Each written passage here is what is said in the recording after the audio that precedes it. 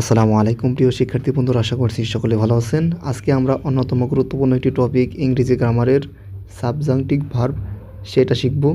এটা কিন্তু চাকরি পরীক্ষা এবং অ্যাডমিশন পরীক্ষায় কিন্তু প্রচুর এখান থেকে কিন্তু প্রশ্ন আসে। তো বেশি কথা না বলে চলুন আমরা আজকে ক্লাসটি শুরু করে দিই। Subjunctive verb. সাবজাংটিভ ভার্ব হলো এমন একটি ভার্ব ফর্ম যা বাস্তব ঘটনা না বুঝিয়ে ইচ্ছা, প্রস্তাব, আদেশ, শর্ত, অসম্ভব বা কাল্পনিক পরিস্থিতি বোঝায়। আশা করি বুঝতেই পারছেন, এটা কোনো বাস্তব ঘটনা বোঝাবে না। কি বোঝাবে? ইচ্ছা, প্রস্তাব, আদেশ, শর্ত, অসম্ভব বা কাল্পনিক পরিস্থিতি বোঝাবে। সহজভাবে যদি বলি, যেটা বাস্তবে ঘটছে না কিন্তু ভাবা, চাওয়া বা ধরা হচ্ছে, সেটাই সাবজাংটিভ। সাবজাংটিভ এর বৈশিষ্ট্য যদি আমরা দেখি, বাস্তবে ঘটে না মানে রিয়াল নয়। ইচ্ছা, প্রস্তাব, দরকার বা শর্ত বোঝাবে, যেটা আমরা কিন্তু কাকে বলে সেখানে পড়েছি। অনেক সময় ভার্বের বেস ফর্ম ব্যবহৃত হয়। শুড বাদ দিলেও বেস ভার্ব ব্যবহৃত হয়, মানে বেস ভার্ব ব্যবহৃত হবে, এটা আর কি ভালো করে মনে রাখবেন। সাবজাংটিভ ভার্বের ক্ষেত্রে কী হবে? ভার্বের বেস ফর্ম ব্যবহৃত হবে, মানে ভার্বের 1 নম্বর ফর্মটাই ব্যবহৃত হয়। এরপর যদি আমরা দেখি যে সাবজাংটিভ ভার্ব কত ধরনের, সাধারণত 4 ধরনের সাবজাংটিভ ভার্ব দেখা যায়। 1 নম্বর যদি দেখি, ম্যান্ডেটিভ সাবজাংটিভ, মানে হচ্ছে এটা দ্বারা কী বোঝাবে? দাবি, প্রস্তাব বা আদেশ বোঝাবে। যেমন ইট is important that plus subject plus ভার্বের 1 নম্বর। যেহেতু আমরা পড়তেছি ভার্ব, অবশ্যই কিন্তু কী হবে? ভার্বের 1 নম্বর ফর্ম হবে, মানে হচ্ছে ভার্বের বেস ফর্ম। যদি কি থাকে? ইট ইজ ইম্পর্ট্যান্ট দ্যাট থাকে। যেমন আমরা যদি একটা উদাহরণ দেখি, it is important that he go to there, সে সেখানে যাক, এটা গুরুত্বপূর্ণ। ইট ইজ ইম্পর্ট্যান্ট দ্যাট মানে কি? এটি অনেক গুরুত্বপূর্ণ, সেটা কি? সে সেখানে যাক। তাহলে সে সেখানে যাক, এখানে একটা কি বোঝাচ্ছে? এখানে একটা আদেশ বোঝাচ্ছে বা হচ্ছে প্রস্তাব বোঝাচ্ছে, সে সেখানে যাক, এটি গুরুত্বপূর্ণ, তাই না? এই জন্য কি এটা ম্যান্ডেটিভ সাবজাংটিভ। এরপর যদি দেখি, the teacher demanded that he be present, শিক্ষক চাইলেন সে উপস্থিত থাকুক। তার মানে কি? এটা একটা চাওয়া, তাই না? যে চাওয়া বোঝায়, প্রস্তাব বা দাবি বোঝায়, ম্যান্ডেটিভ, এটা কি সাবজাংটিভ। তাহলে কিন্তু শিক্ষক কিন্তু এটা চেয়েছে বলেই হয়েছে। তাহলে এখানে আপনার কী হবে? ভার্বটা কিন্তু 1 নম্বর ফর্ম হবে, সাবজেক্ট হি, এরপর কী হবে? 1 নম্বর ফর্ম মানে বি ওয়াজ বিন, এটা কিন্তু আমরা জানি ভার্বে 1 নম্বর ফর্ম, 2 নম্বর ফর্ম এবং 3 নম্বর ফর্ম। 2 নম্বর ফর্ম কি?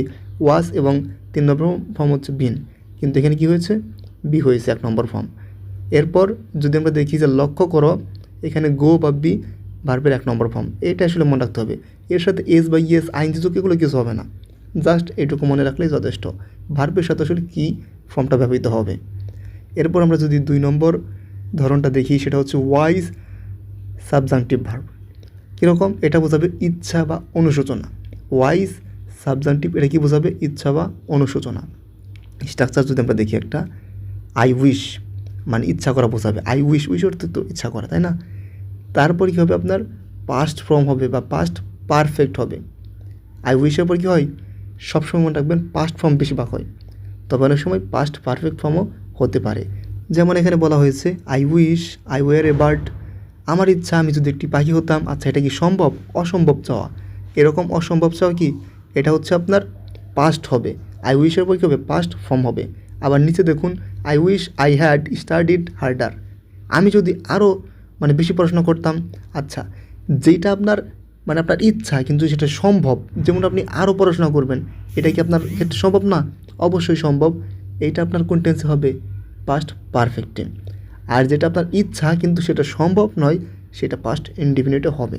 যেমন পাখি হওয়া তো আপনার সম্ভব নয়, এটা আপনার ইচ্ছা জাস্ট একটা, তাই না? তো এরকম থাকলে আপনার আই উইশের পর পাস্ট ফর্ম হবে অথবা পাস্ট পারফেক্ট ফর্ম হবে। এরপর যদি আমরা দেখি 3 নম্বরটা, কন্ডিশনাল সাবজাংটিভ, মানে হচ্ছে কাল্পনিক শর্ত। অবশ্যই শর্ত বোঝাবে, সেটা কি? কাল্পনিক।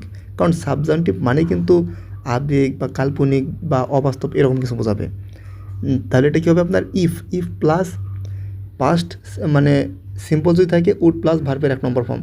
আপনারা তো জানেনই যে যারা কন্ডিশনাল সেন্টেন্সের যে ক্লাসটা দেখেছেন তারা হয়তো বা জানেন, ইফ প্লাস যদি এক পাশে যদি পাস্ট সিম্পল হয় বা পাস্ট ইনডিফিনিট টেন্স হয়, তাহলে অপর পাশে কী হয়?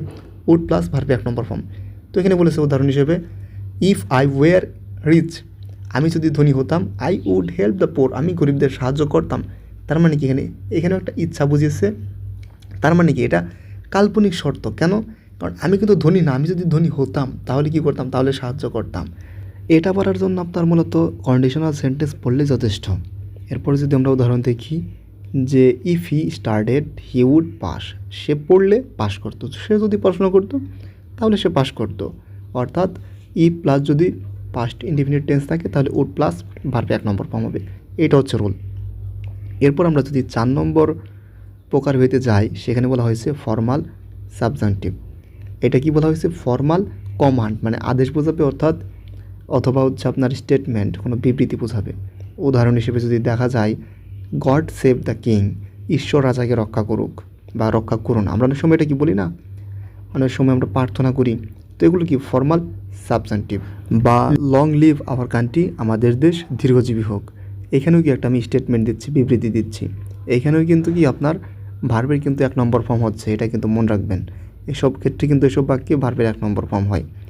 তো এরকম যদি কোনো আদেশ বা স্টেটমেন্ট সাধারণ যদি বিবৃতি দেয় তাহলে কি সেটা আবার ফর্মাল সাবজাংটিভ সেই সেন্টেন্সটি হবে এবং ভার্বটা কিন্তু 1 নম্বর ফর্ম হবে। তো এই হচ্ছে আপনার সাবজাংটিভ ভার্ব নিয়ে কথা এবং প্রকারভেদ নিয়ে কথা। এরপর যদি আমরা একটু সাবজাংটিভ ভার্ব চেনার যদি উপায় দেখি, সাবজাংটিভ ভার্বের শেষে কখনোই এস বা ইএস যুক্ত থাকবে না। উইশ, ইফ, ইম্পর্টেন্ট, নেসেসারি থাকলে সেটা কি সাবজাংটিভ ভার্ব অবশ্যই। সেই সেন্টেন্সটি থাকলে কি অবশ্যই মানে সাবজাংটিভ ভার্ব হওয়ার সম্ভাবনা 90% একদম, মানে ধরে নেবেন এটা কি সাবজাংটিভ ভার্ব। বাস্তব কোনো ঘটনা ঘটবে না, আর বেস ফর্ম বেশি ব্যবহৃত হয়। বেশি ব্যবহৃত হয় বলতে 90% ক্ষেত্রেই ব্যবহৃত হয়। এই হচ্ছে সাবজাংটিভ ভার্ব চেনার উপায়।